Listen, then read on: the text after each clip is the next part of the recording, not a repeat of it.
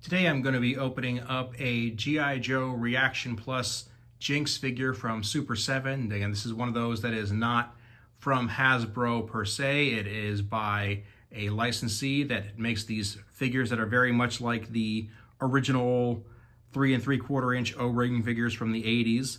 Jinx is a character I didn't really see all that much as a kid. Was not popular with my circle of friends, so this is all new to me.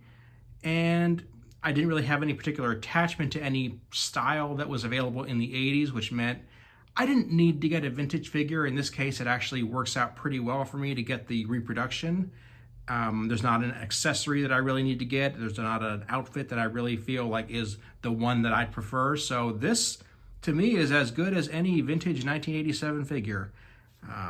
Got the art style that is very, very consistent with what you would have seen at the time.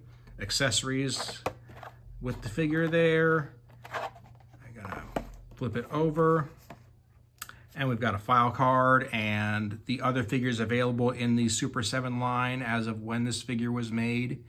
I believe we're up to 8 of these waves now, and there's 4 figures per wave, so you do the math on that. I don't know exactly which wave this came from, but I don't get all these, but this is one that I definitely wanted to try out. Let's go ahead and open it up now.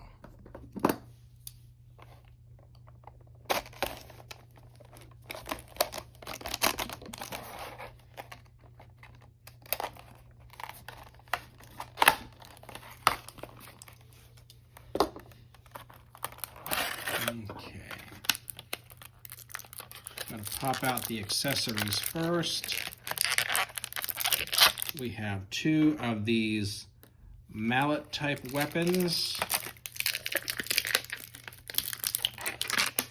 I'm sure somebody who is an expert in ninjas will tell me exactly what these are.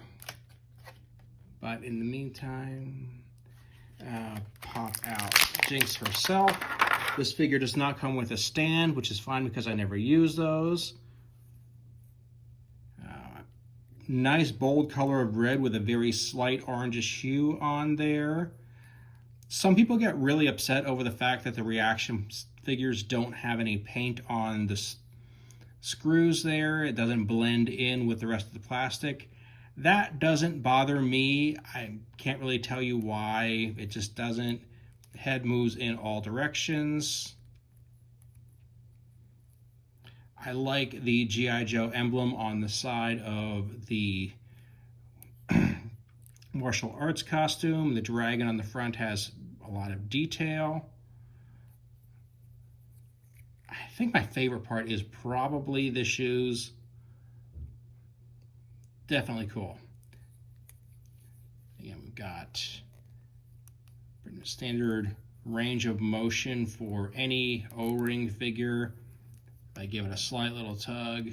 Actually, that's a lot tighter than I think the figures would have been back in the day. I seem to remember when I was a kid, I could tug on them and actually see the little O-ring band come out through the middle there. And I don't want to do that on this one because I want to take better care of my figures now than I did as a kid. But it's just good to know that it's a pretty well-made figure overall. I like the detail. It's going to blend in well with the rest of my figures. Let's go ahead and set this one up.